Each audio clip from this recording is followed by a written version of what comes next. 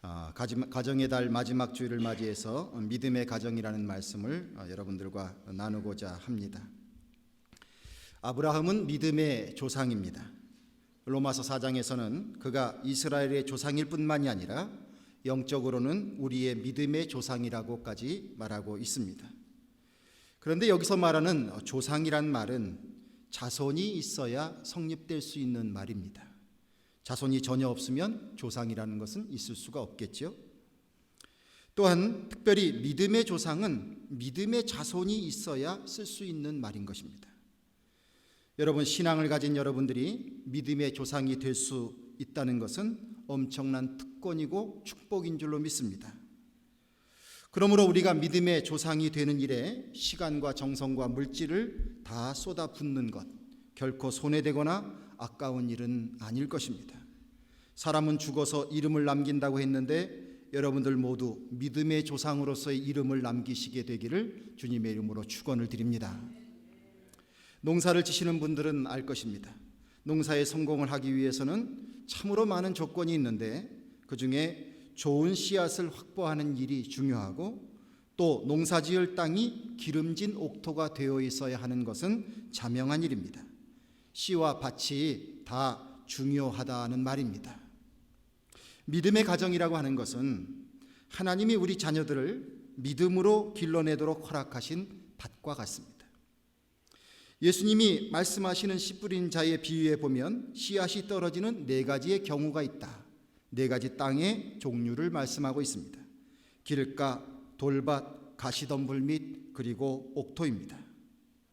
옥토 외에는 결코 끝까지 열매를 맺을 수가 없는 것이지요. 길은 딱딱해서 아예 싹이 나질 않습니다. 사람에게 밟히거나 새가 와서 금세 먹어버리고 맙니다. 돌밭은 약간의 토양은 있지만 금세 뜨거워져 새싹이 나서 말라 죽고 맙니다. 여러분들 맥반석 구이 아세요? 돌을 달궈서 거기에다가 오징어나 이런 걸 구워서 파는 거죠. 돌을 달궈서 음식을 만드는 그런 음식 요리의 방법입니다. 돌에 해가 비치게 되면 돌은 그 해의 열을 머금습니다. 얼마나 뜨거워집니까?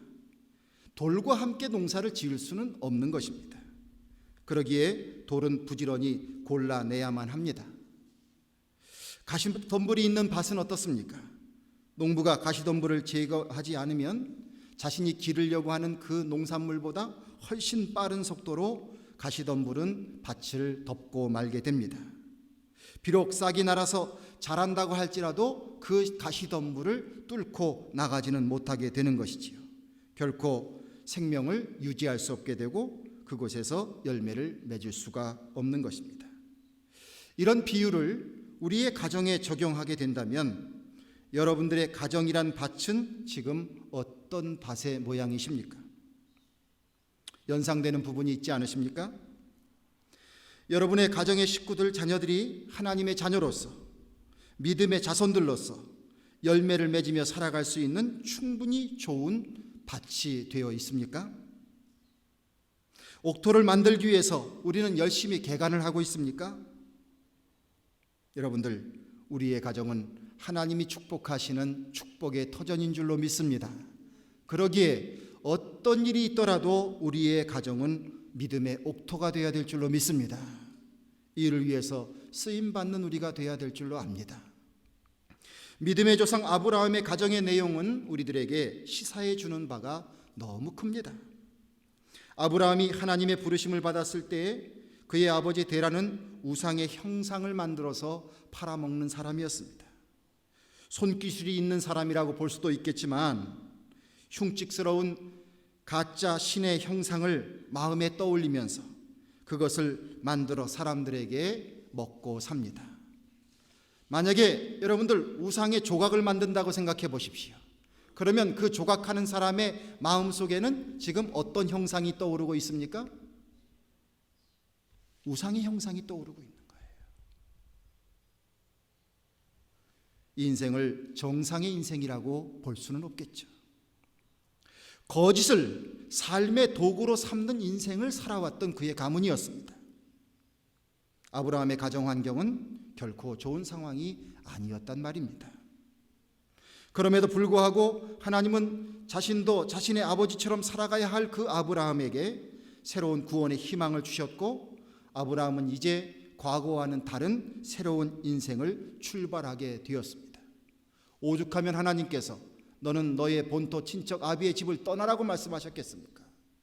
그렇게 해서 새로운 출발을 하게 만드시는 것입니다. 그러나 아브라함과 그의 가정은 하나님을 믿는 가정으로 출발을 했지만 수많은 도전이 그의 앞에 주어져 있습니다. 은혜를 받았으나 시험이 온다는 말과 똑같은 것입니다. 몇 가지의 사건을 성경에 있는 내용 가운데 주목해 볼 수 있습니다. 먼저는 이런 일이 있었습니다. 아브라함이 가나안 땅에 와서 살고 있을 때 가나안에 가뭄이 들었습니다. 그들이 연명할 수가 없었습니다. 그래서 애굽을 찾아 내려갔습니다. 애굽에서 만난 바로, 애굽의 왕을 바로라고 말하는데, 그 바로의 눈에 아브라함의 아내 사라가 마음에 들었습니다. 누구냐고 물었더니 아브라함은 자기의 아내를 누이라고 말합니다. 여러분들, 자신의 아내를 아내라고 말하지 못할 상황과 형편이 얼마나 괴롭겠습니까?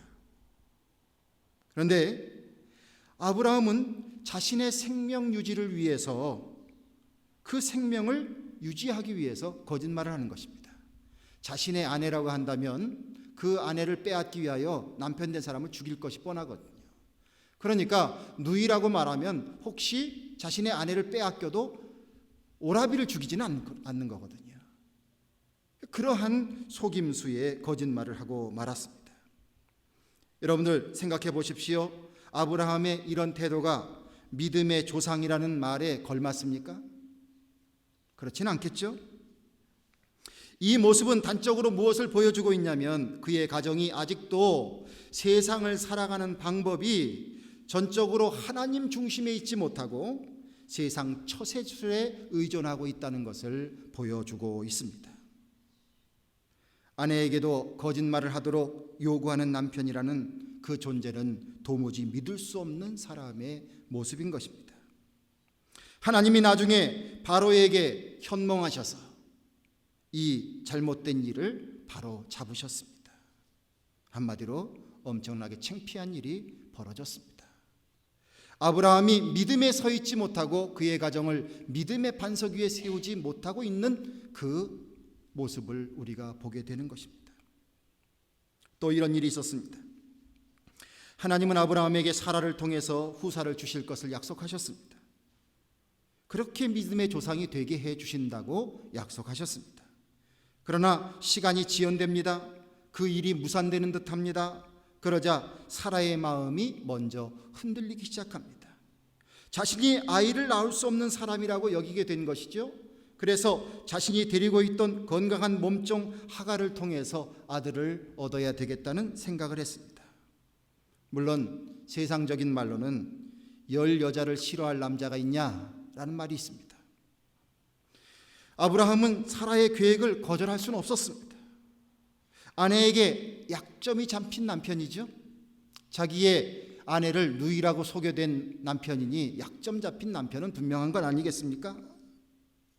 그가 세우고자 하는 믿음의 가정은 또 위기를 맞이하고 있는 것입니다. 사라가 설령 아브라함 보고 하갈에게 들어가라고 했어도 아브라함이 단호하게 하나님의 약속은 그런 것이 아니다 라고 단호하게 거절했었더라면 얼마나 좋았겠습니까? 그러나 순순히 사라의 말을 들어야 되는 형편이었습니다. 이 상황 속에 그들에게는 믿음이 보이지 않습니다. 하갈에게서 나는 이스마엘 태어나게 되고, 그리고 훗날 사라에게서 하나님의 약속이 지켜졌습니다. 이삭이 생겼습니다. 그때부터 심한 가정 불화가 시작되었습니다. 그들 자손은 오늘날까지 대립하며 세계에 걱정거리를 주는 불씨를 지피게 되는 그 사건이 그렇게 시작된 것입니다. 이런 일들은 아브라함의 가정이 믿음의 가정이 되기 위하여 넘어야 할 산적한 과제가 있음을 보여주고 있습니다. 본토 친척 아비의 집을 떠나서 가나안 땅에 왔지만 그들의 갈 길은 아직도 멀었던 것입니다. 여러분, 우리들의 가정은 어떻습니까? 믿음의 눈으로 다시 돌아봐야 될 부분은 없을까요? 그래도 아브라함이 믿음으로 변화되고 있었다는 것을 볼 수 있는 내용도 있습니다. 가나안 땅에 올 때에 아브라함은 조카 롯을 데리고 왔습니다. 그 가나안 땅에서 목축업을 했는데 하나님의 물질적인 복으로 그들의 규모가 상당히 커지기 시작했습니다. 이제 롯이 분가를 할 때가 되었는데 아브라함이 조카와 재산 싸움, 영토 싸움을 하지 않습니다.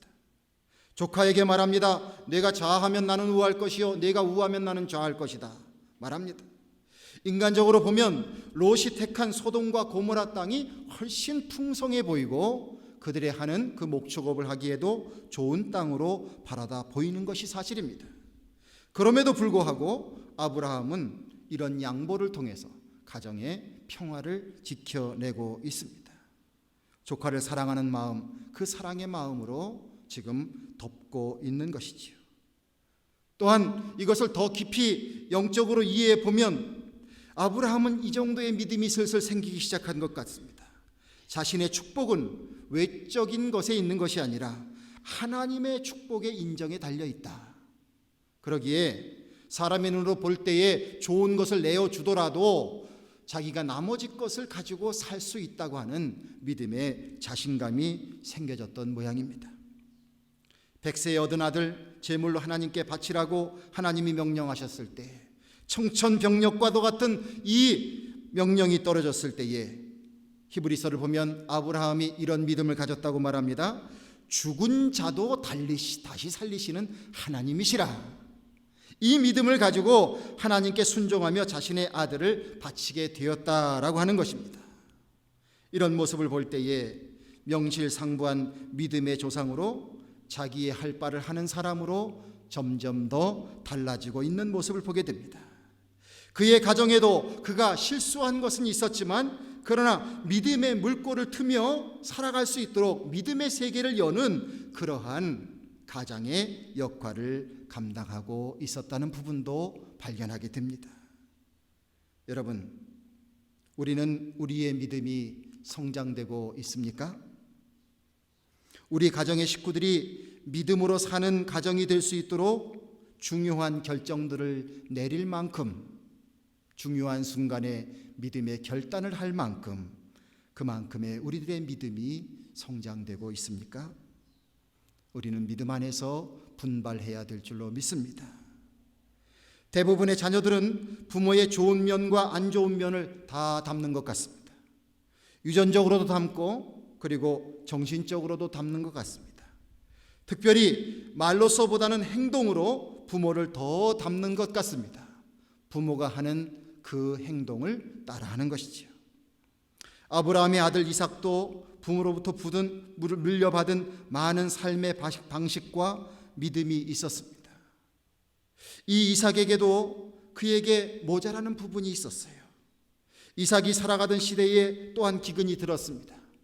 이번에는 블레셋 땅으로 갑니다. 그랄이라고 하는 땅에 가서 블레셋 왕에게 가서 이제 생명을 유지하게 되는데 그곳에서 자신의 생명을 유지하기 위해서 그 자신도 똑같이 자기의 아내 리브가를 누이라고 소개됩니다.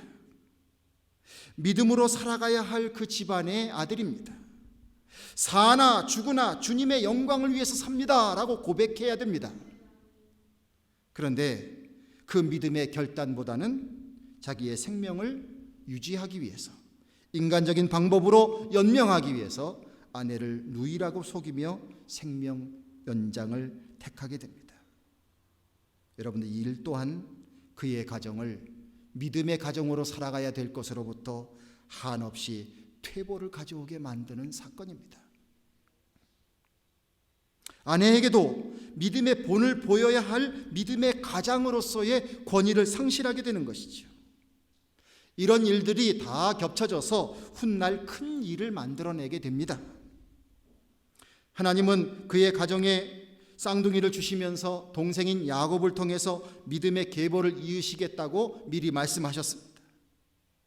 그러나 이삭은 육신의 눈으로 그 아들들을 바라다 볼 때에 그 집안 식솔들을 다 이끌어 나갈 만한 사람은 육신적으로도 늠름하고 튼튼하고 세상적으로도 칭찬을 받는 야곱보다는 에서가 더 좋다고 생각이 들었습니다. 어머니의 치맛자락이나 붙잡고 다니는 야곱은 그 가게를 이을 아들이라고 생각이 들지 않았습니다.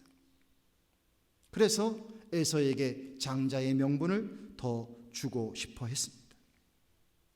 한편 아버지의 에서를 향한 편애, 그리고 아버지의 삶이 또한 속임수가 있었다는 것을 본 그의 아들, 여러분들, 부모가 높은 도덕적인 스탠다드를 갖지 못하게 되면 자녀도 그들의 갖고 있는 도덕적인 스탠다드가 낮아질 수밖에 없습니다. 신앙적인 것도 마찬가지입니다. 야곱은 그러한 상황 속에서 아주 낮은 도덕적인 기준을 가졌던 것 같습니다. 눈이 잘 보이지 않는 아버지를 속여댑니다. 여러분들, 우리가 바른 신앙인이라면요, 한번 생각해 보십시오. 우리의 부모님이 잘 보실 수 없는 분이시라면, 우리의 부모님이 잘 모르시는 분이시라면, 우리 아버지 우리 어머니는 내가 이런 거 해도 잘 몰라 그러면서 대놓고 속일 수 있겠습니까? 오히려 더 연약하신 부모님을 생각하면서 더 조심해야 되는 것이, 그게 바른 신앙인의 삶의 자세 아니겠습니까? 형인 것을 가장하면서 아버지를 속이고 자기의 원하는 것을 얻어냅니다. 이 일에 어머니도 함께 동조가 됩니다. 이삭의 아내 리브가도 동조를 한단 말이에요. 신앙적으로 영적으로 무너져 있는 남편, 가장, 거기에 같이 살아가는 그 가족들, 남편의 존재는 별것 아닙니다. 이 일은 형제간의 10수년간의 원수지간이 되는 가족의 불화를 만들어냈습니다. 과연 이삭과 리브가의 이런 삶이 행복했을까? 그들의 노년의 삶이 정말 행복했을까? 그것은 퀘스천 마크가 주어지게 됩니다. 이삭과 리브가는 정말 지켜야 할 믿음의 가족으로서의 중요한 덕목을 지키지 못함으로 인해서 불행한 노년을 맞이하고 말게 됩니다. 여러분들, 우리에게도 시사해 주는 바가 너무나 큰 일입니다.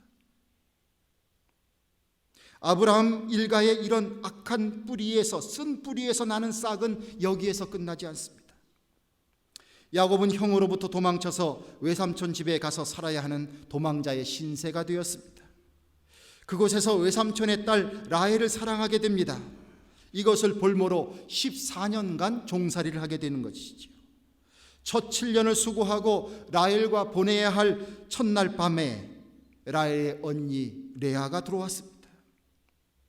외삼촌에게 속는 비극을 맞이한 것입니다. 라헬을 다시 얻는 대가로 7년의 종살이를 더 살아야 했었습니다. 야곱은 치밀하게 작전을 준비해서 외삼촌으로부터 식구들을 데리고 자기가 가지게 된 재산을 가지고 야밤 도주를 시키며 고향으로 향하게 됩니다. 돌아오는 길에 야복강에서 천사와 씨름하다가 거기서 불구자가 되고 맙니다. 한마디로 형 앞에 나타났는데 불쌍한 자가 됐다는 거예요. 형의 동생을 향한 그 분노의 마음, 하나님께서 그의 마음을 다스려 주셨겠지만, 그러나 형의 마음이 이런 마음일 수도 있는 것이죠. 쩔뚝쩔뚝하고 초라하게 오는 그 야곱을 형이 저 멀리 바라다 보면서 마음속으로 이런 생각이 들었을 거예요. 야, 이 자식아, 나한테 그렇게 하고 갔으면 좀 멋지게라도 살아보지. 그래 고작 그 모양으로 내 앞에 나타나냐.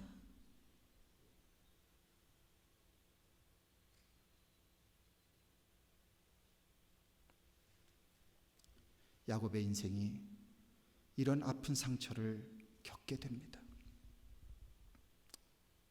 비극적인 가족의 히스토리죠.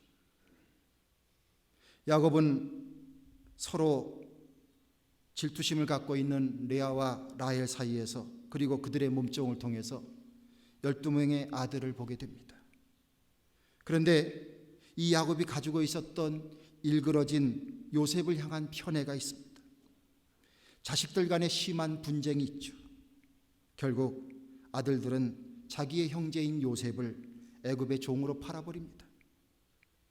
잊지 말아야 될 일이 벌어지는 거예요.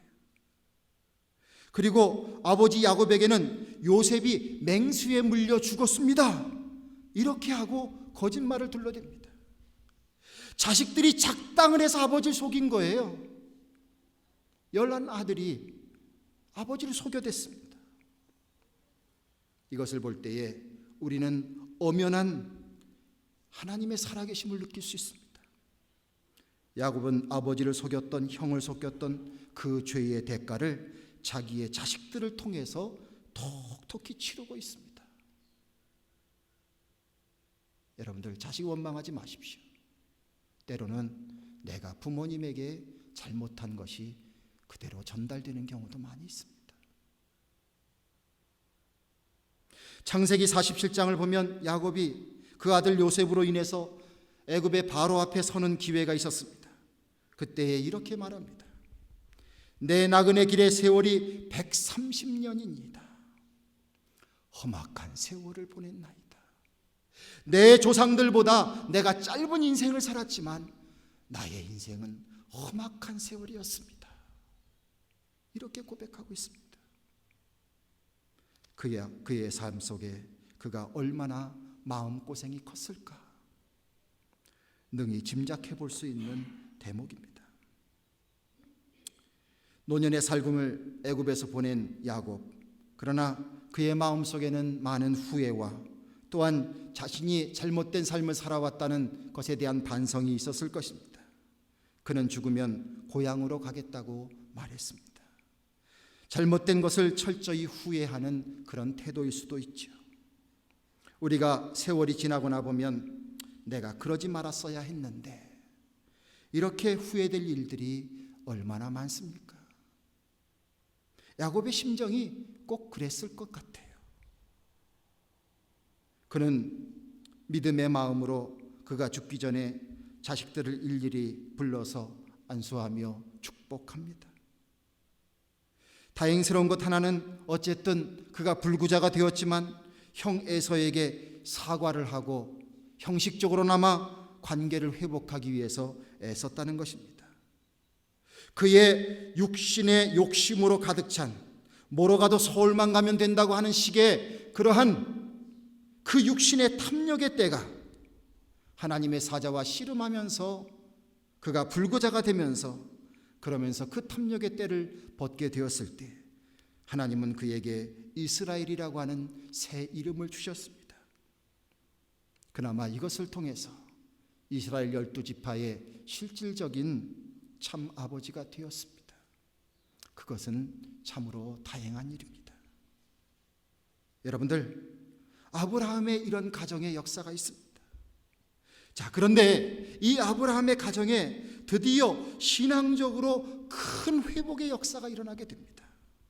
다름 아닌 애굽의 종으로 팔려갔던 요셉이 우여곡절 끝에 하나님의 도움으로 애굽의 총리 대신이 되는 사건이 벌어지게 됩니다. 기근 속에서 식량이 떨어진, 그래서 애굽으로 가서 식량을 사러 갔던 요셉의 형제들이 요셉을 만나게 됩니다. 그때 그 형제들은 요셉이 자기들이 팔아버린 그 요셉인 것을 알게 된 후에 얼마나 사시나무 떨리듯이 떨면서 살기를 간구했겠습니까? 살려달라고 애원을 했겠습니까? 그때에 요셉의 입에서 나오는 대답이 바로 이것입니다. 창세기 45장 7절 8절을 보면 이렇게 요셉이 말을 하고 있습니다.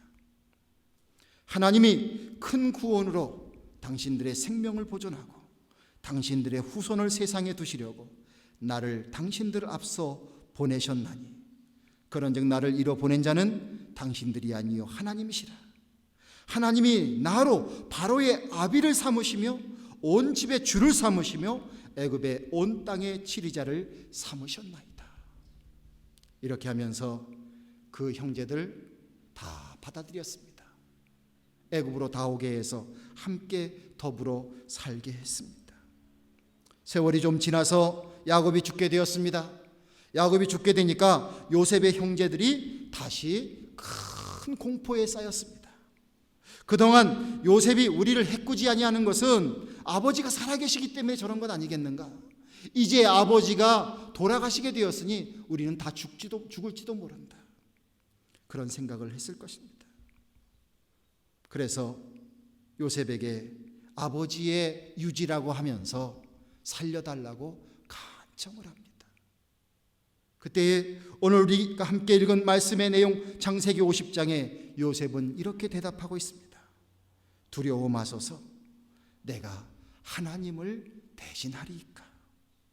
당신들은 나를 해하려 하였으나 하나님은 그것을 선으로 바꾸사 오늘날과 같이 만민의 생명을 구원하게 하시려 하셨나니 당신들은 두려워 마소서, 내가 당신들과 당신들의 자녀를 기르리이다. 이렇게 약속하고 그 약속을 끝까지 지켰다고 말씀하고 있습니다. 여러분, 아브라함의 가정이 드디어 그의 증손자 때에 이르러서 일가족 70여 명이 그 동안에 그 가정에 일어났던 많은 불화와 온 가족의 아픈 역사를 믿음으로 극복하고 있는 놀라운 사건이 벌어지는 것입니다. 명실상부한 민족으로 성장해 나갈 수 있는 믿음의 진면모의 토대가 마련되게 되었습니다. 믿음의 자손다운 자손이 나오는 열매가 있기 시작했고, 신앙의 가정다운 가정의 모습이 만들어질 수 있는 계기가 되었고, 아브라함을 믿음의 조상이라고 말해도 괜찮을 만한, 그렇게 자신의 조상을 믿음의 조상으로 세워드리는 가정의 면모가 준비되게 되었다는 사실입니다.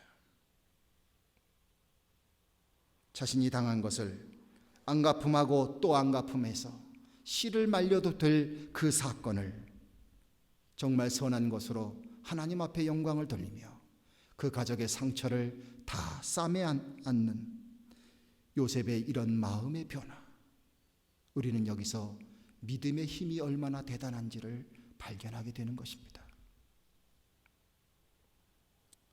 아브라함 일가의 말씀을 들으면서 여러분, 우리들의 가정을 돌아보는 시간이 되었길 바랍니다. 하나님은 우리를 복 주시려고 믿음을 주시고 우리들에게 가정을 허락하시는 것입니다. 그러나 우리의 현실 속에 우리는 식구들끼리 하지 말아야 할 많은 잘못을 저지르고 있지 않습니까? 아직도 축복돼야 할 우리들의 가정의 현장에서 주님의 말씀을 어기는 일들이 다반사로 일어나지 않습니까? 신앙 중심의 가치관을, 그것을 소유한 가정의 모습으로 우리의 가정이 아직까지는 정착되지 않은 그런 면모가 많지 않습니까? 아직도 정산되지 않은 많은 앙금과 장애물들이 있지 않습니까? 딱딱한 길가와 같은 마음들이 가족들 간에 존재하고 있지 않습니까? 돌멩이들과 같은 응어리진 마음들이 가족 간에 있지 않습니까? 가시덤불과 같은 염려와 욕심과 분쟁이 우리의 가정에 존재하고 있지 않습니까?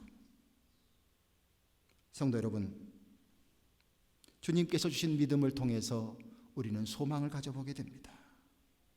하나님이 우리에게 주신 이 믿음이 우리의 가정을 바꿀 수 있다고 믿어야 됩니다. 믿음을 통해서 우리의 가정이 하나님의 복받는 정말 진정한 옥토로서 변화될 수 있다고 하는 믿음의 가능성을 우리는 믿고 시인하고 고백해야 될 줄로 믿습니다. 여러분들의 가정의 모든 면모가 옥토가 되시기를 주님의 이름으로 축원을 드립니다. 그러기 위해서 더욱 하나님의 말씀의 기초 위에 가정을 세워나가야 되죠. 가정을 위해서 더 기도하십시오. 물질적인 것 간구하기 위해서만 기도하지 마시고 우리들의 가정이 하나님께서 복 주시는 그 귀한 가정으로서의 옥토가 되기 위하여 하나님 앞에 더욱더 기도하시길 바랍니다. 더 우세요. 더 우세요. 가정을 위해서, 자녀를 위해서 통곡하세요. 왜 완악한 마음을 가지고 여러분들 그 완악한 마음으로 서로 상대를 하고 있습니까? 잘못한 것이 있으면 회개하고 사과하십시오. 잘못됐다고 말하십시오. 용서해 달라고 말하십시오. 용서한다고 말하십시오. 사랑한다고 말하십시오.